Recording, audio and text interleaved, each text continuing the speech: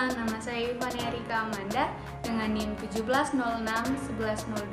17061102-368. Saya mahasiswa dari Fakultas Ekonomi dan Bisnis, jurusan Manajemen, Universitas Samratulangi, Manado. Pada kesempatan ini, saya ingin menjelaskan mengenai materi pengukuran dan penetapan skala, rancangan kuesioner dan format, dan sampling rancangan prosedur sebagai berikut.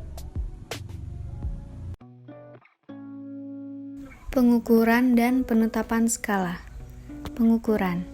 Penggunaan angka atau simbol lain ke karakteristik objek menurut aturan yang sudah dispesifikasikan sebelumnya. Penetapan skala.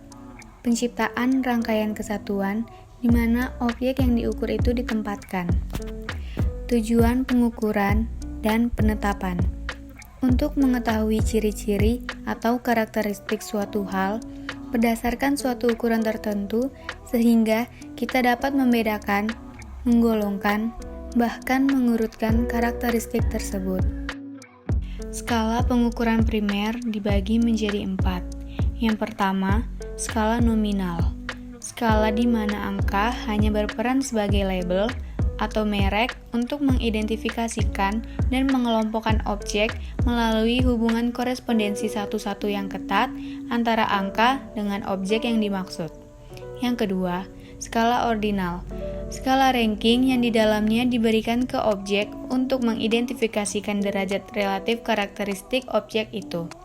Jadi, untuk menentukan apakah sebuah objek mempunyai karakteristik lebih atau karakteristik kurang dari beberapa objek lainnya. Yang ketiga, skala interval. Skala ini yang menggunakan angka untuk memeringkat objek sedemikian rupa sehingga jarak setara secara numerik mewakili jarak setara karakteristik yang sedang diukur. Yang keempat, skala rasio. Skala rasio atau skala tertinggi. Skala rasio memungkinkan peneliti mengidentifikasikan atau mengklarifikasi objek, meranking urutan objek, dan membandingkan sejumlah interval atau perbedaan. Akan bermakna pula untuk menghitung rasio nilai-nilai skala. Perbedaan perbandingan teknik penerapan skala dibagi menjadi 2. Pertama, skala komparatif, dan yang kedua, skala non-komparatif. Pengertian dari skala komparatif ialah penetapan skala yang di dalamnya terdapat perbandingan langsung di antara objek-objek stimulus. Sedangkan skala non-komparatif ialah penetapan skala yang di dalam objek stimulus diskalakan secara independen dari objek lainnya dalam himpunan stimulus skala pemeringkatan kontinu. Teknik penetapan skala komparatif dibagi menjadi 5 bagian. Yang pertama, penetapan skala perbandingan berpasangan. Teknik penetapan skala komparatif di mana responden diminta suguhi 2 objek dan diminta untuk memilih sebuah objek berpasangan tersebut menurut beberapa kriteria. Data yang diperoleh bersifat ordinal. Yang kedua, penetapan skala berdasarkan urutan ranking. Responden disuguhi beberapa objek secara bersama-sama dan diminta mengurutkan dan meranking merek-merek tersebut berdasarkan beberapa kriteria. Yang ketiga, penetapan skala jumlah konstan. Teknik penetapan skala komparatif yang di dalamnya responden diminta untuk mengalokasikan jumlah konstanta unit-unit seperti poin, cheat, stiker, atau chips ke serangkaian objek stimulus yang terkait dengan sejumlah kriteria. Yang keempat, ada penetapan skala key sort. Teknik penempatan skala komparatif yang menggunakan prosedur urutan ranking untuk menyusun objek menurut kesamaan berdasarkan beberapa kriteria. Yang kelima, penetapan estimasi besaran atau magnitude estimation. Angka diberikan sedemikian rupa sehingga rasio di antara angka yang diberikan mencerminkan rasio menurut kriteria spesifik.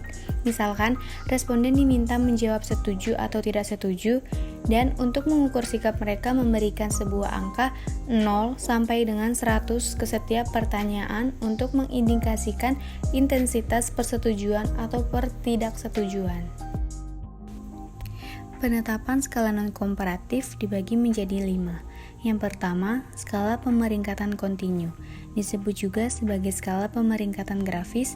Di sini responden memeringkatkan objek dengan menempatkan tanda ke posisi yang tepat pada sebuah garis yang bergerak dari satu kriteria variabel ekstrim yang satu ke variabel ekstrim lainnya. Yang kedua, skala pemeringkatan terperinci. Skala pengukuran yang memiliki nomor atau urutan singkat yang terkait dengan masing-masing kategori. Kategori tersebut diurutkan posisi skala. Yang ketiga, skala Likert. Skala pengukuran dengan 5 kategori respon yang berkisar antara sangat setuju sampai dengan sangat tidak setuju, yang mengharuskan responden menentukan derajat persetujuan atau tidak kesetujuan mereka terhadap masing-masing dari serangkaian pertanyaan mengenai objek stimulus. Yang keempat, skala diferensial semantik. Skala pemeringkatan 7 poin dengan poin ujung terkait dengan label 2 kutub yang mempunyai makna semantik. Yang kelima, skala Staple. Skala untuk mengukur sikap yang terdiri dari kata sifat di tengah-tengah rentang angka yang jumlahnya genap dari -5 sampai dengan +5 tanpa titik netral atau 0. Skala dengan banyak item. Yang pertama, skala Likert. Suatu skala psikometrik yang umum digunakan dalam kuesioner dan merupakan skala yang paling banyak digunakan dalam riset berupa survei. Ada 2 bentuk pertanyaan yang menggunakan Likert, yaitu pertanyaan positif untuk mengukur minat positif dan bentuk pertanyaan negatif untuk mengukur minat negatif. Bentuk jawaban skala Likert terdiri dari sangat setuju, setuju, ragu-ragu, tidak setuju, dan sangat tidak setuju. Biasanya disediakan 5 pilihan skala dengan format seperti: yang pertama, sangat tidak setuju atau STS, yang kedua, tidak setuju atau TS, yang ketiga, netral atau biasa atau B, yang keempat, setuju atau S, yang kelima, sangat setuju atau SS. Contohnya seperti yang ada di samping. Yang kedua, ada skala Goodman.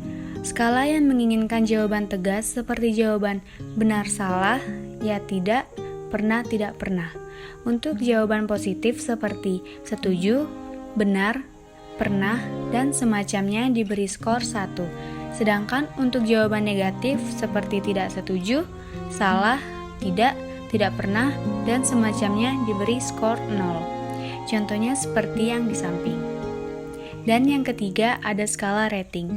Data mentah yang diperoleh berupa angka kemudian ditafsirkan dalam pengertian kualitatif.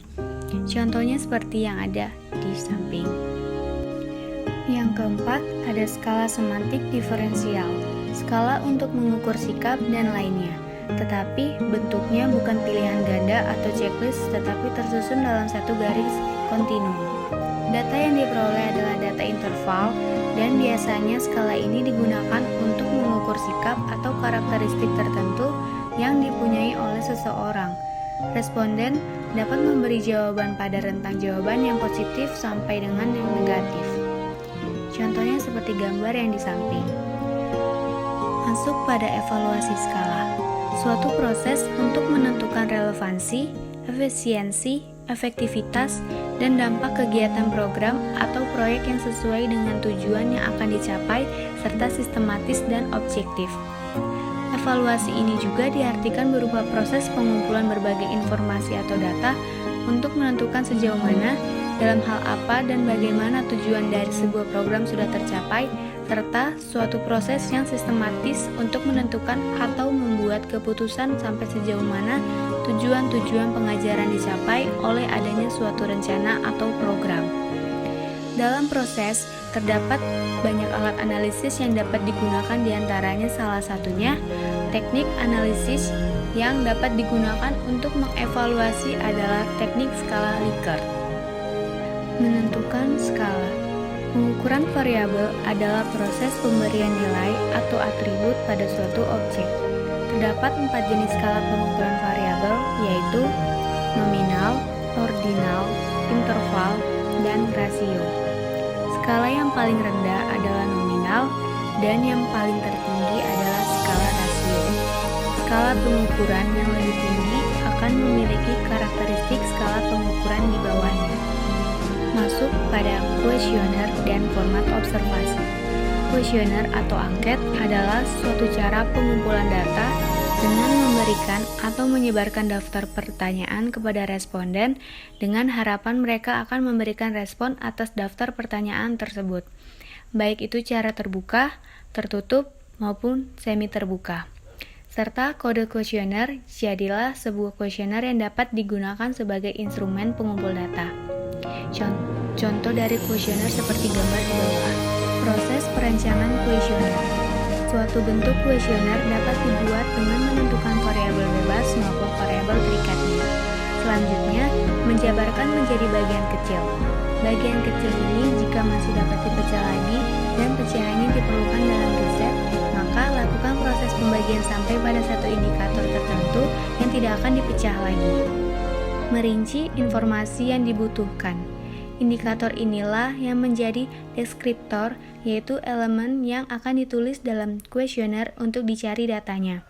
Selanjutnya, dengan menambah hal-hal yang penting dalam kuesioner seperti identitas, lembaga, individu peneliti, dan ajakan untuk mengisi kuesioner. Dalam membuat kuesioner harus merincikan informasi yang berkaitan dengan penelitian yang dijalankan dalam riset pasar. Jenis metode wawancara dibagi menjadi 4. Yang pertama, wawancara terstruktur. Berbentuk pertanyaan lisan, menanyakan satu set pertanyaan tersusun. Yang kedua, wawancara semi terstruktur. Berbentuk pertanyaan lisan, menggunakan panduan wawancara. Yang ketiga, wawancara informal. Menyerupai percakapan sepintas lalu, tidak melibatkan urutan dan jenis pertanyaan spesifik. Yang keempat, wawancara retrospektif. Dapat berupa terstruktur, semi-terstruktur, dan informal, mengingat dan merekonstruksi kembali memori masa lalu. Sampel dan sensus atau populasi. Pengertian populasi. Populasi adalah keseluruhan subjek penelitian. Apabila seseorang ingin meneliti semua elemen yang ada di dalam wilayah penelitian, maka penelitiannya merupakan penelitian populasi atau studi populasi atau studi sensus. Pengertian sampel. Pengertian dari sampel adalah sebagian dari subjek dalam populasi yang diteliti yang sudah tentu mampu secara representatif dapat mewakili populasinya. Prosedur penentuan sampel dimulai dari penentuan target populasi, kemudian penentuan kerangka pemilihan sampel, kemudian penentuan metode pemilihan sampel, kemudian penentuan prosedur pemilihan jumlah sampel, kemudian penentuan jumlah sampel, kemudian pemilihan unit sampel aktual, dan berakhir pada pelaksanaan penelitian. Proses rancangan sampling dimulai dari definisikan populasi sasaran, lalu tentukan bingkai sampling, lalu pilih teknik sampling, lalu tentukan jumlah sampel, dan laksanakan proses sampling. Populasi sasaran, kumpulan elemen atau objek yang memiliki informasi yang dicari oleh peneliti dan akan diambil kesimpulannya. Bingkai sampling, representasi elemen-elemen populasi sasaran yang meliputi sebuah daftar atau serangkaian petunjuk untuk mengidentifikasi populasi sasaran. Teknik sampling dibagi menjadi 2, pendekatan Bayesian, kedua pendekatan tradisional. Jumlah sampel, jumlah elemen-elemen yang akan dimasukkan ke dalam sampel studi. Menentukan jumlah sampel bersifat rumit dan menyangkut mempertimbangkan kualitatif dan kuantitatif. Di sini hanya membahas jumlah sampel berdasarkan kualitatif. Klasifikasi teknik sampling dibagi menjadi 2, yaitu probability sampling dan non-probability sampling. Probability sampling adalah teknik pengambilan sampel yang memberikan peluang yang sama bagi setiap unsur atau anggota populasi untuk dipilih menjadi anggota sampel. Sedangkan non-probability sampling adalah teknik pengambilan sampel yang tidak memberi peluang atau kesempatan sama bagi setiap unsur atau anggota populasi untuk dipilih menjadi sampel. Probability sampling dibagi menjadi 5 teknik. Yang pertama, simple random sampling. Yang kedua, systematic sampling. yang ketiga stratified sampling, yang keempat cluster sampling, yang kelima order technique cues. Sedangkan non-probability sampling dibagi menjadi 4 teknik, yaitu yang pertama convenience sampling, yang kedua judgmental sampling, yang ketiga quota sampling, yang terakhir yang keempat snowball sampling. Pemilihan jenis teknik penetapan sampel. Pemilihan jenis teknik pengambilan sampel probabilitas dan non-probabilitas didasarkan adanya randomisasi atau keacakan, yakni pengambilan subjek secara acak dari kumpulannya. Dalam hal randomisasi berlaku setiap subjek penelitian memiliki kesempatan yang sama untuk dijadikan anggota sampel sejalan dengan anggapan bahwa pada dasarnya probabilitas distribusi kejadian ada pada seluruh bagian. Penggunaan sampling non-probabilitas. Dalam penggunaan non-probability sampling, pengetahuan, kepercayaan, dan pengalaman seseorang seringkali dijadikan pertimbangan untuk menentukan anggota populasi yang akan dipilih sebagai sampel. Dengan menggunakan non-probability sampling, kita dapat mengemukakan berbagai macam kemungkinan untuk memilih objek-objek, individu-individu, atau kasus-kasus yang akan dijadikan sampel. Dari pengalaman penerapan non-probability sampling, metode penarikan sampel ini relatif tepat bila digunakan pada kondisi-kondisi sebagai berikut. Tahapan eksplorasi dari suatu penelitian, pengujian awal suatu angket, berhadapan dengan populasi yang homogen, minimnya pengetahuan peneliti dalam bidang statistika, dan adanya tuntutan akan kemudahan dari aspek operasional. Demikian penjelasan mengenai materi, pengukuran dan penetapan skala, rancangan kuesioner dan format, dan sampling, rancangan, dan prosedur. Di mana video ini merupakan tugas dari dosen Dr. Imelda W.J.Onggi, SEMM. Mohon maaf jika ada salah kata di dalam penjelasan tadi. Sekian dan terima kasih.